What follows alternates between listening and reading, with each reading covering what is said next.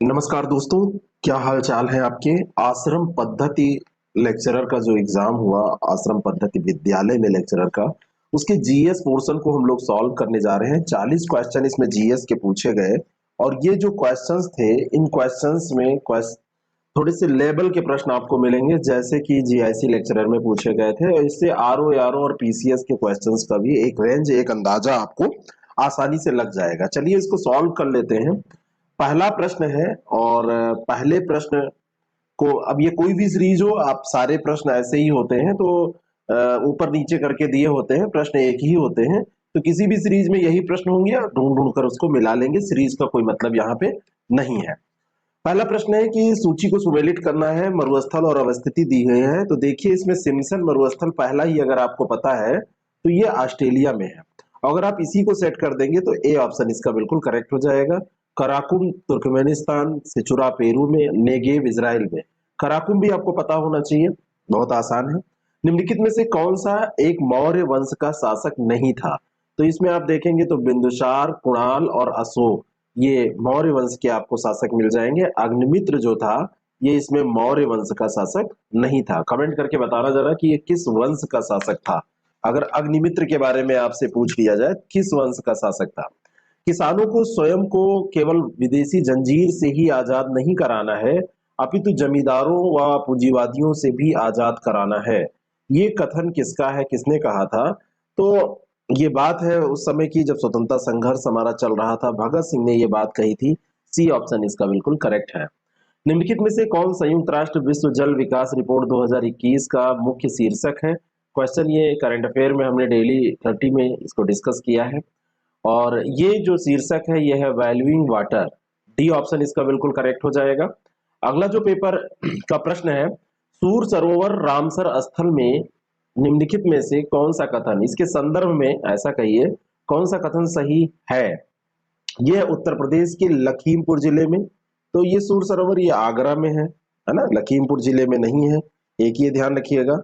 और दूसरा जो यहाँ पर है, दूसरा इसको भी आपको ये सही है, मानव निर्मित है, मैन मेड है, ये भी इंपॉर्टेंट है। तो मैन मेड तो है ये, इसमें कोई दो राय नहीं, लेकिन पहला यहाँ पर गलत हो जाएगा। तो पहला गलत, दूसरा सही।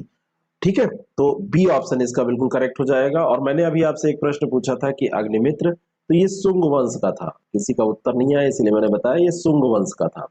चलिए अगले प्रश्न पे हम चलते हैं। तो ये जो सूर सरोवर रामसर साइट है, इसको ध्यान रखिएगा, आगे के लिए भी ये इंपॉर्टेंट है। तो यूपी के ये आगरा डिस्ट्रिक्ट में स्थित है। कीथम लेक के नाम से भी इसको जाना जाता है। कीथम लेक भी पूछा जाए तो यही कई बार पूछा भी गया है।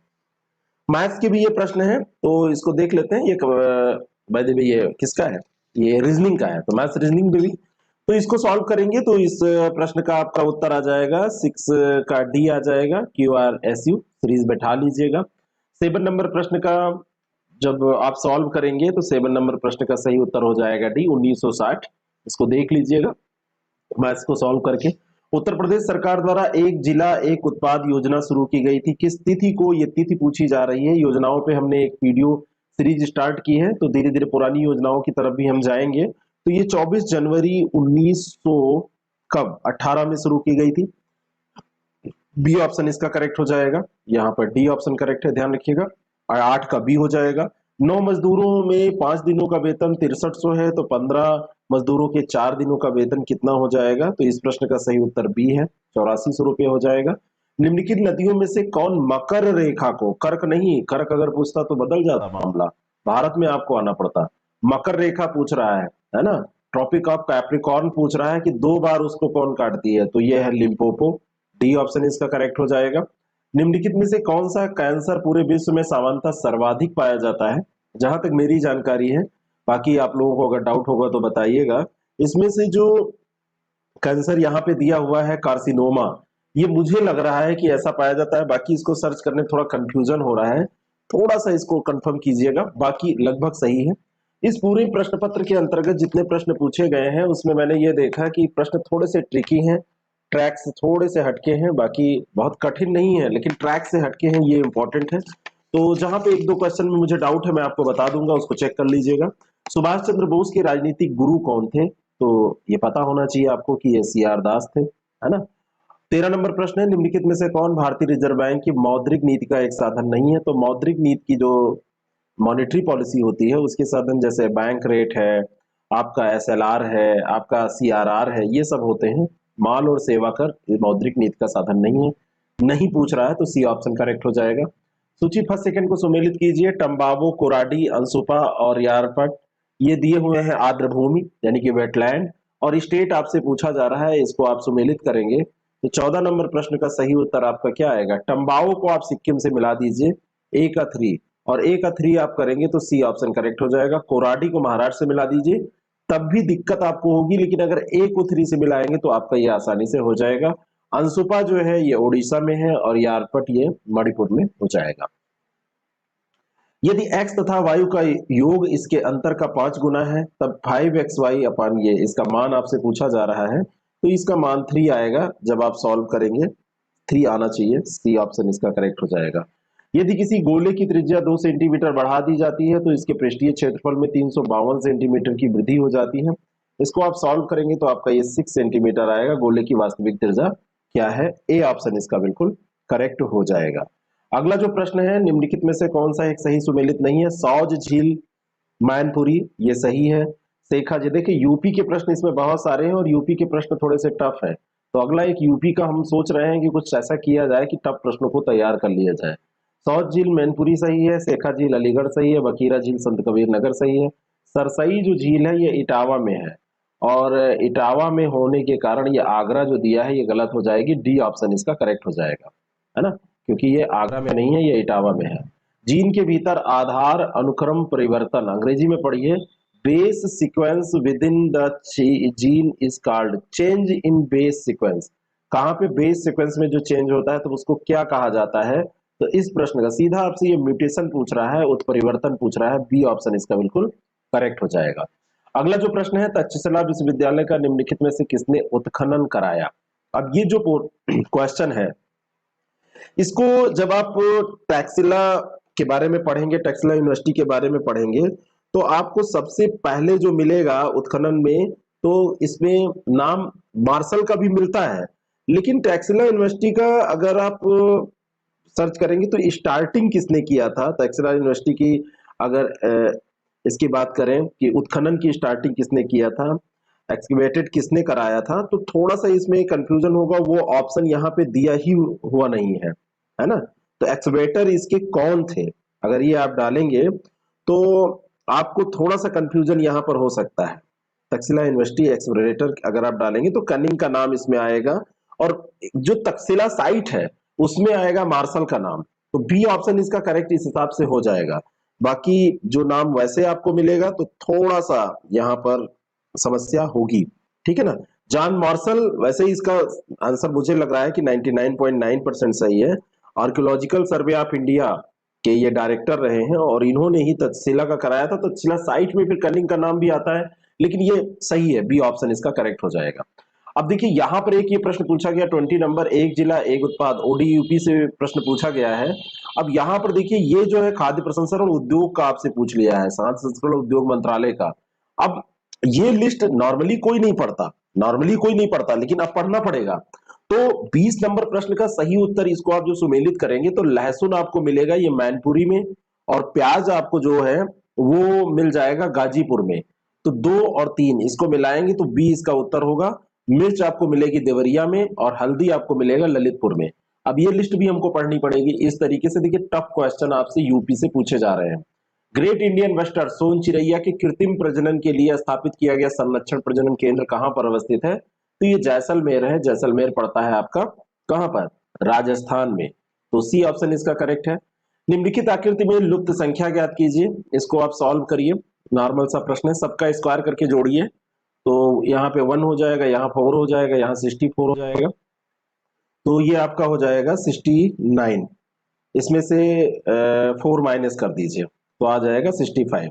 इसका ऐसे करिए 25, ये 9 और ये 4, इसको आप जोड़िए तो ये आ जाएगा 38, है ना। इसमें से आप 4 माइनस कर दीजिए तो आ गया 34। अब इसको ऐसे कर लीजिए तो ये आ जाएगा 9, ये 16 और ये हो गया 25, और 9 34। 34 में से फिर 4 घटा दीजिए, जैसे इसमें से घटाया है तो इसका सही उत्तर 30 आ जाएगा। ए ऑप्शन इसका करेक्ट हो जाएगा। उत्तर प्रदेश के किस शहर को कालीन नगरी कहा जाता है? बहुत सामान्य सा प्रश्न है, कई बार आपसे पूछा गया है, तो ये भदोही है। डी ऑप्शन इसका बिल्कुल करेक्ट हो जाएगा।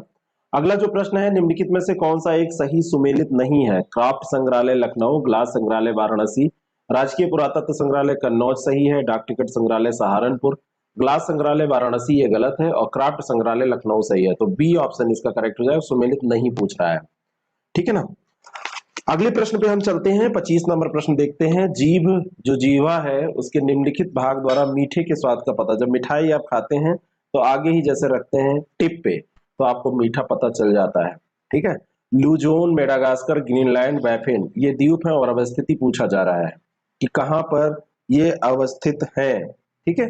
तो लुजोन जो द्वीप है ये कहां पर है? प्रशांत महासागर में, मेडागास्कर हिंद महासागर में, ग्रीनलैंड अटलांटिक हो जाएगा और बैफिन आर्कटिक हो जाएगा। तो ए ऑप्शन ही इसका बिल्कुल करेक्ट हो जाएगा। निम्नलिखित में से किस स्तूप में आर्यक स्तंभ की विशेषताएं प्राप्त होती हैं? कौन सा स्तूप है? अब ये जो 27 नंबर प्रश्न है इसमें थोड़ा सा मुझे बहुत सटीक जानकारी नहीं मिल रही है। आर्यक स्तंभ ये क्या है, इसकी विशेषताएं कहाँ प्राप्त होती हैं? तो इसमें सांची ज्यादातर उम्मीद है आंसर हो सकता है, लेकिन मिलाइएगा, इसको देख लीजिएगा। एक प्रश्न ये है इसमें जो थोड़ा सा मुझे कंफ्यूजन अभी लग रहा है, कहां तक ढूंढते हैं इसलिए आपको बताना पड़ा। सतत विकास के लिए शिक्षा पर यूनेस्को का विश्व सम्मेलन मई 2021 में निम्नलिखित में से किस देश में आयोजित किया गया? तो ये सम्मेलन करंट अफेयर में हमने डिस्कस किया था। ये सम्मेलन हुआ था बर्लिन में, और बर्लिन आपका कहां पर है? जर्मनी में। तो सी ऑप्शन इसका बिल्कुल करेक्ट हो जाएगा, मई की ये बात है। वायुमंडल में निम्न गैस की उपस्थिति के कारण वायु में पीतल फीका पड़ जाता है, जो ब्रास होता है वो फीका पड़ जाता है। तो ये फीका आपका पड़ता है हाइड्रोजन सल्फाइड की उपस्थिति के कारण। अगला जो प्रश्न है, निम्नलिखित युग्मों में से कौन सा सही सुमेलित नहीं है? सियाचिन हिमनदी, नुब्रा घाटी बिल्कुल सही है। वैफो हिमनदी, बावलो घाटी, और अगला है बारह सिगरी हिमनदी, ये चंद्रा घाटी, और नेक्स्ट है सोनापानी हिमनदी, गोरी गंगा। 30 नंबर प्रश्न का सही उत्तर क्या होगा? तो ये वैफ्रो हिमनदी, ये ब्रावलो भी हो जाएगा, ये भी सही है। और ये बारह सिगरी, इसको है ना छोटा बड़ा ये दो पाए जाते हैं। तो ये चंद्रा, ये सोनापानी नदी, ये गौरी गंगा, ऐसा नहीं मिल रहा है। बाकी ये सब सही है, तो डी ऑप्शन इसका बिल्कुल करेक्ट हो जाएगा। भारत की जनसंख्या 2011 के अनुसार देखें, अगर जनगणना 2011 के अनुसार, तो कितने प्रतिशत जनसंख्या ग्रामीण क्षेत्र में निवास करती है? तो ये तो सामान्य सा प्रश्न है, 77.7%। ये ऑप्शन इसका बिल्कुल करेक्ट है। अंतरराष्ट्रीय चावल अनुसंधान संस्थान का दक्षिण एशिया केंद्र का जो क्षेत्रीय केंद्र है, दक्षिण एशिया का जो क्षेत्रीय केंद्र है, उत्तर प्रदेश के किस जिले में है? वाराणसी में है। ए ऑप्शन करेक्ट है। भारत के निम्नलिखित में से किस राज्य में नीलगिरी बायोस्फीयर रिजर्व का विस्तार नहीं है? नीलगिरी बायोस्फीयर रिजर्व आपका तमिलनाडु, केरल और कर्नाटक में मिल जाएगा, लेकिन आंध्र प्रदेश में नहीं है। तो बी ऑप्शन इसका बिल्कुल करेक्ट हो जाएगा। आंध्र प्रदेश में नहीं है, तो बी इसका सही उत्तर होगा। बी इसका सही उत्तर है। कौन सा कथन सत्य है? सत्य पूछा जा रहा है। तो विशिष्ट खेती खेती का प्रकार नहीं है, खेती का प्रकार तो ये है, तो ये गलत हो जाएगा। विविध खेती खेती की प्रणाली नहीं है, ये भी प्रणाली है, तो ये भी गलत हो जाएगा। डी ऑप्शन इसका करेक्ट हो जाएगा। प्रणाली तो ये है ही है, तो ये भी गलत, तो ये प्रकार है, ये भी गलत। उत्तर प्रदेश सरकार ने, है ना, अब यहाँ पे एक देखिए, type of farming, system of farming, ये दो चीजें पूछी जा रही हैं, ये ध्यान रखिएगा। तो साधारण दृष्टि से इसको अगर देखेंगे तो यही उत्तर होना चाहिए। बाकी आयोग ये क्या करता है, कोई सूक्ष्म बहुत कोई एग्रीकल्चर का विद्वान व्यक्ति कुछ करे तो मुझे नहीं पता। उत्तर प्रदेश सरकार ने फरवरी 2021 में भूमि जोतों लैंड होल्डिंग पहचान के लिए एक यूनिकोड की घोषणा की। इस यूनिकोड में कितने अंक हैं? तो ये 16 अंक है। करंट अफेयर में इसको डिस्कस किया गया था।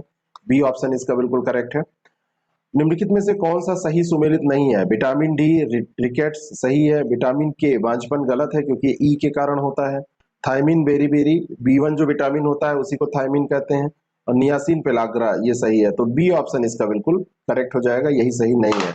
उत्तर प्रदेश में रानी लक्ष्मीबाई केंद्रीय कृषि विश्वविद्यालय झांसी की स्थापना संसद के अधिनियम द्वारा की गई थी। तो ये किस वर्ष हुई थी? तो ये 2014 में हुई थी। बी ऑप्शन इसका बिल्कुल करेक्ट है। ये भी यहाँ से तैयार रखिए कहाँ पर स्थित है। मई 2021 में भारतीय वायुसेना की पहली महिला उड़ान परीक्षण इंजीनियर कौन बनी? फ्लाइट टेस्ट इंजीनियर इनको कहेंगे। तो ये आश्रिता वी ओलेटी थी। डी ऑप्शन इसका बिल्कुल करेक्ट हो जाएगा। अब इस प्रश्न पे आइए, निम्नलिखित में से कौन सा एक सही सुमेलित है। एक सुमेलित पूछा जा रहा है। प्रकाश संश्लेषक जो जीव होते हैं केवल प्रकाश में ही श्वसन करते हैं, भाई यही सही है, सिंपल सा ये पूछा गया है। बाकी इसमें कठिन टर्म्स हैं लेकिन सही यही है। जैसे एनामॉक्स, अब नॉर्मली ऐसे नहीं सुना गया है, अब जो इस क्षेत्र के पढ़ने वाले लोग हैं वो जानते होंगे। और आपको मैं बताना चाहता हूं कि इसी तरीके से अगर आपका पेपर होने वाला है और आप चाहते हैं कि प्रैक्टिस करें, तो हमारा एक यूपीपीसीएस प्रीलिम्स का टेस्ट सीरीज प्रोग्राम हमने लॉन्च किया है। 1 अक्टूबर से 20 अक्टूबर तक ये चलेगा। 150 प्रश्नों का इसमें फुल टेस्ट रोज आपको मिलेगा। तो ऐसे ही प्रैक्टिस जब आप करके जाएंगे इसको, तो आपको निश्चित तौर पर इसका लाभ मिलेगा। अगर आप इसको ज्वाइन करना चाहते हैं तो व्हाट्सएप ये हमारा है 6307281212, इस पर PCS20 लेके आप मैसेज कर दीजिए। इसको लिख के मैसेज करेंगे तो आपको जानकारी मिल जाएगी, या IAS प्रेप एकेडमी ऐप के माध्यम से भी इसको ज्वाइन कर सकते हैं। और अंतिम प्रश्न है कि समुदाय का संयोजन, संगठन व विकास व उसके पर्यावरण से संबंधी जो अध्ययन है, तो उससे संबंधों का जो अध्ययन उसका होता है। ऐसे इसको करिए कि स्टडी ऑफ रिलेशनशिप बिटवीन जो composition, organisation and development of communities, अगर इसको हटा दिया जाए तो relationship between communities and their environment, communities और एनवायरमेंट के बीच का जो रिलेशन होता है उसको साइनिकोलॉजी कहते हैं, समपरिस्थितिकी कहते हैं। डी ऑप्शन इसका बिल्कुल करेक्ट हो जाएगा। अगर इसको भी जोड़ भी देते हैं तो composition, organisation and development of communities, तो बात वही है। तो ये साइकोलॉजी या आप इसको साइनिकोलॉजी या समपरिस्थितिकी कहेंगे। तो आप देखिए आपके कितने क्वेश्चन इसमें सही है, स्कोर को शेयर करिए। फिर जीआईसी वाला भी अभी हमको देखना है कि कितना लोगों का सही है, इस पे एक सर्वे भी हम करेंगे। और फिर मिलते हैं अगले किसी पेपर के साथ, किसी सेशन के साथ। Thank you so much. नमस्कार दोस्तों, कैसे हैं आप लोग। मेरे ख्याल से पेपर आपका अच्छा हुआ होगा। जो प्रश्न कठिन थे वो सबके लिए कठिन थे, जो प्रश्न सरल हैं वो सबके लिए सरल हैं। सब्जेक्ट अलग अलग सबका, लेकिन जीएस के प्रश्न कॉमन। तो चलिए देख लेते हैं कि जीएस के प्रश्न का सटीक आंसर क्या है। और इसको कोशिश की गई है कि 100% सही हो। बाय द वे किसी प्रश्न पे आपको कोई डाउट होता है तो आप कमेंट करके बताएंगे। बाद में हम वीडियो आप लोग फिर अपना शेयर करेंगे और फिर हम वीडियो में एक डिस्कस करेंगे कि क्या जीएस का एवरेज मार्क रहा है। लेकिन आप लोग उस मार्क्स को, जो आपके सही क्वेश्चन है, नेगेटिव मार्किंग हटाने के बाद, जैसे आपने 25 किए उसमें से 35 किए, उसमें से 3 गलत है, 5 गलत हैं, तो उसको नेगेटिव मार्किंग हटा के फिर आपका क्या स्कोर है इसको शेयर कीजिएगा। पहला प्रश्न ये सीरीज ए है, शायद सीरीज ए का ये पहला प्रश्न है। आप लोग देख लीजिएगा आप में क्या है। हड़प्पीय पुरास्थल बनावली किस नदी पर स्थित है। बहुत बढ़िया प्रश्न है ये, थोड़ा सा हटके पूछा गया है, बस इतना है। तो इस प्रश्न का सही उत्तर क्या हो जाएगा, रंगोई। इसका सही उत्तर है रंगोई, डी ऑप्शन इसका करेक्ट है। अगला जो प्रश्न है, बाणभट्ट ने हर्षचरित में किस मौर्य कालीन शासक का उल्लेख किया है। इस प्रश्न का सही उत्तर हो जाएगा बृहद्रथ, बी ऑप्शन इसका बिल्कुल करेक्ट है। निम्नलिखित में से दिल्ली के किस सुल्तान ने अमानवीय दंड देना बंद कर दिया। इसमें 99% उम्मीद है कि फिरोज शाह तुगलक इसका सही उत्तर होगा। रजिया सुल्तान, नसीरुद्दीन महमूद साहब बिल्कुल नहीं होंगे। बहलोल लोदी के बारे में थोड़ा थोड़ा कभी मिल रहा है, लेकिन ज्यादातर यही एक क्वेश्चन है जो थोड़ा सा डाउट है, तो सी ऑप्शन इसका करेक्ट है, ये फिरोज शाह तुगलक। वह कौन सा प्रथम मुगल बादशाह था जो अंग्रेजों का पेंशन भोगी बना। बिल्कुल बढ़िया सा प्रश्न, कहीं भी आपने किया होगा। तो ये है आपका शाह आलम द्वितीय, ये मिलता है तो शाह आलम हो जाएगा। और भारतीय राष्ट्रीय कांग्रेस में सम्मिलित होने के लिए सुभाष चंद्र बोस को किसने प्रेरित किया। इस प्रश्न का सही उत्तर हो जाएगा चित्तरंजन दास और MK गांधी, महात्मा गांधी। 1829 में अंग्रेजों के विरुद्ध खासी जनजाति विद्रोह का नेतृत्व किसने किया था। बढ़िया प्रश्न है, और ये किया था तीरथ सिंह ने, या तिरोत सिंह यहाँ पे मिल रहा है, तो ये तीरथ सिंह या तिरोत सिंह वही हो जाएंगे। निम्नलिखित में से कौन हड़प्पीय पुरास्थल उत्तर प्रदेश में स्थित नहीं है। कौन सा यह स्थल है, और इस प्रश्न का सही उत्तर हो जाएगा, ये प्रश्न थोड़ा सा लोगों को कंफ्यूज कर रहा है, तो इसमें जो देसलपुर है, देसलपुर आपका कच्छ गुजरात में पड़ता है, बी ऑप्शन इसका करेक्ट हो जाएगा। हुलास, आलमगीरपुर और मांडी ये सब आपके यूपी में है, ध्यान रखना। थोड़ा सा अलग हटके प्रश्न बना रहा है आयोग, आरओ और पीसीएस वाले भी सावधान हो जाएं, प्रश्न थोड़े से नए आएंगे, प्रैक्टिस बहुत जरूरी होगी, एक्सप्लेनेशन व्याख्या बहुत जरूरी होगी। जल्दी इसके लिए हम लगातार प्रैक्टिस सेशन चालू करेंगे। कन्नौज पर महमूद गजनवी के आक्रमण के समय वहां का शासक कौन था। तो वहां का जो शासक था उस समय वो विद्याधर था, कौन था? विद्याधर। सी ऑप्शन इसका करेक्ट है, क्लास में हमने डिस्कस किया था। मध्यकाल में उत्तर प्रदेश के किस जनपद को शिक्षा का केंद्र होने के कारण सिराज हिंद कहा जाता है? तो ये कहा जाता है जौनपुर को। अगला प्रश्न है, निम्नलिखित गुप्तकालीन मंदिरों में कौन सा उत्तर प्रदेश में अवस्थित है? तो ये जो देवगढ़ का दशावतार मंदिर है, बहुत बार ये प्रश्न पूछा गया है, वही मंदिर है। और आरबीआई द्वारा कितने बैंकों पर जुलाई 2021 में नियमों के उल्लंघन के लिए जुर्माना लगाया गया? तो ये जुर्माना जुलाई के करंट अफेयर में आपको मिल जाएगा, है ना। जो सार्ट किया उसमें तो ये क्वेश्चन हट गया था, लेकिन जिन्होंने मंथली फॉलो किया होगा, जनवरी से पूरा अभी तक करंट पड़ा है, तो उसमें ये पड़ा हुआ है। 14 बैंकों पर इसने जुर्माना लगाया था। जीएसटी परिषद का अध्यक्ष कौन होता है? करंट हम जब डिस्कस कर रहे थे तो वहां पे डिटेल में हमने बताया था कि जो सीतारमण जी हैं, निर्मला सीतारमण, केंद्रीय वित्त मंत्री, वो इस काउंसिल की हेड होती हैं, वही इसको वो चेयरपर्सन होती हैं इसकी। असमानता वायरस वैश्विक रिपोर्ट 2021 प्रकाशित की गई किसके द्वारा? तो ये ऑक्सफैम के द्वारा प्रकाशित की गई है। बढ़िया प्रश्न है। प्रधानमंत्री फसल बीमा योजना कब शुरू की गई? योजनाओं से प्रश्न पूछे जाते हैं। तो जो ये योजना है ये शुरू की गई है 2016 में शुरू की गई थी, ठीक है, 2016 में इसको शुरू किया गया था, जो प्रधानमंत्री फसल बीमा योजना है। नेक्स्ट क्वेश्चन, अगला जो प्रश्न है, निम्नलिखित में से कौन सा एक भारत निर्माण योजना का संघटक नहीं है? इनमें से क्या नहीं है?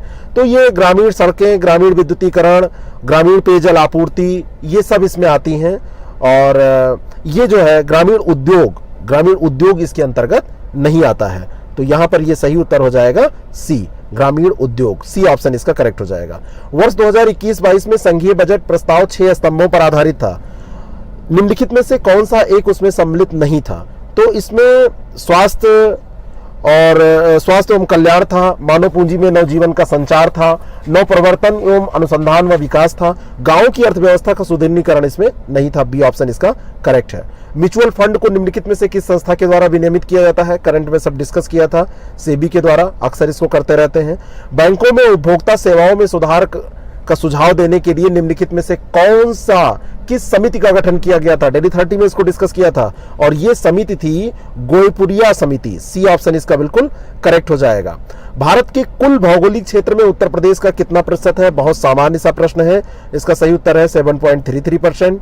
उत्तर प्रदेश का कौन सा शहर मार्च 2020 को राज्य के जीडीपी और प्रति व्यक्ति आय के मामले में शीर्ष स्थान पर रहा? तो यह है नोएडा।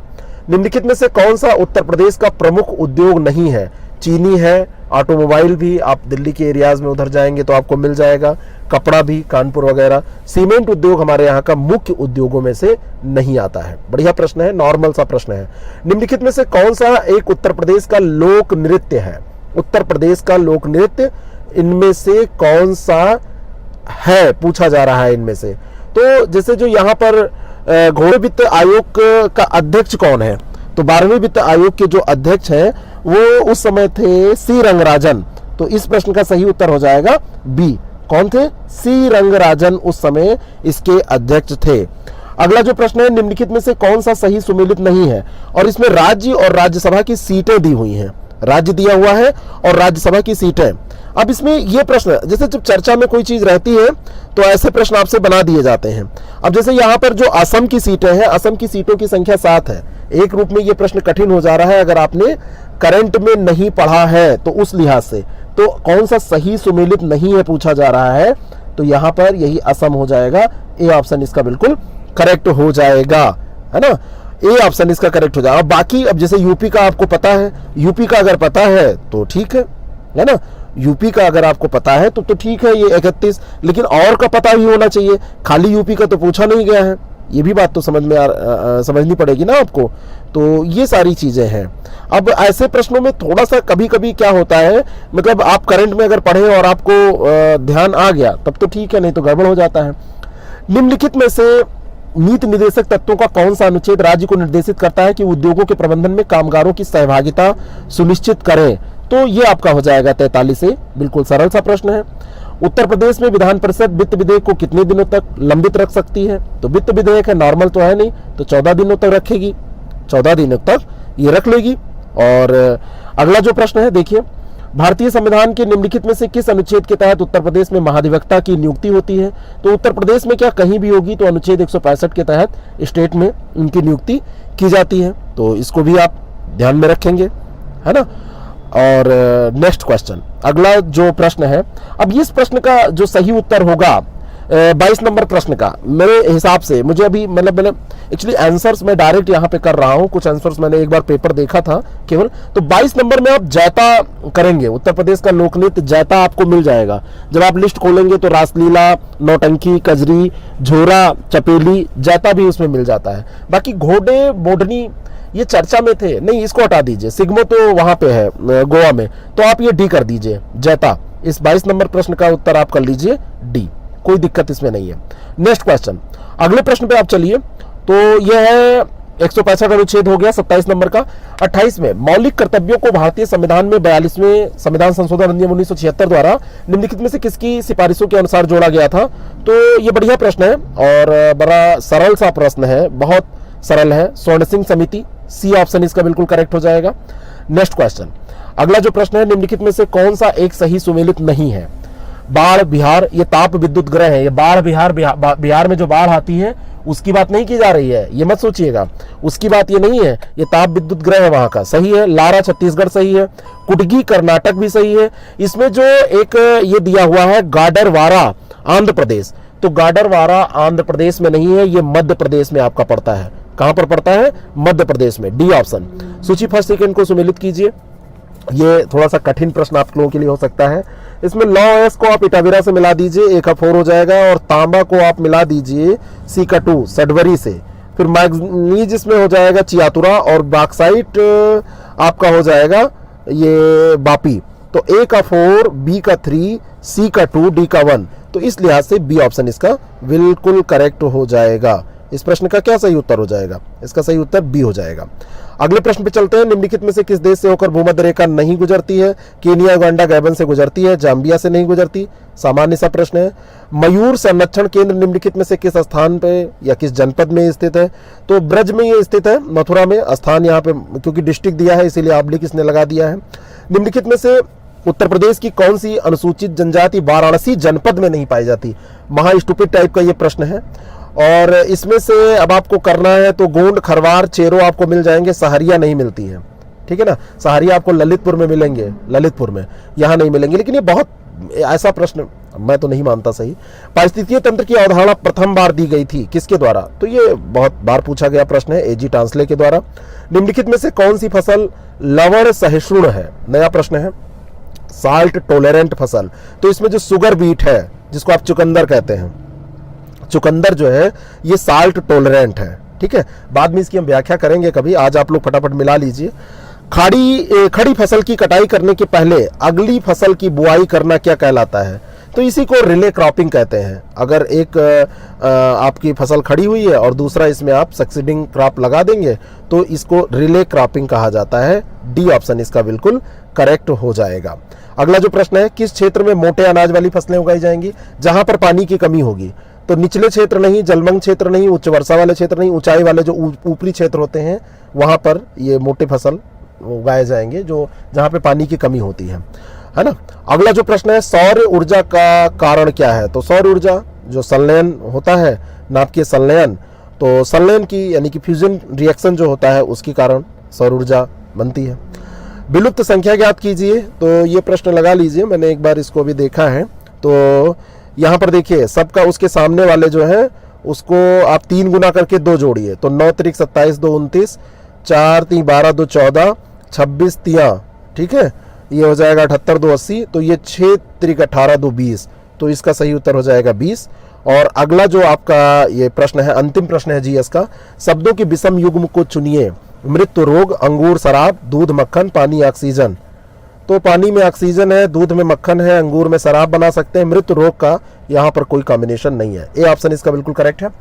तो आप देखिए आपका कितना स्कोर हुआ, ये 99% लगभग सही है। किसी क्वेश्चन पे अगर आपको कोई दिक्कत है तो आप हमको तुरंत उसको बताइएगा कमेंट करके, और देखेंगे हम लोग। बाकी इसके आंसर लगभग सही हैं 99%। और आप अपना स्कोर जरूर शेयर करें, और फिर हम अगली स्ट्रेटजी बनाते हैं आगे के एग्जाम्स के लिए इसी के अनुसार। और आप लोगों को फिर से मैं शुभकामनाएं देता हूं कि आप लोग निश्चित सफल हों। अपने ऑप्शनल का भी आप शेयर कर सकते हैं, और जीएस का तो जरूर शेयर करें। Thank you so much.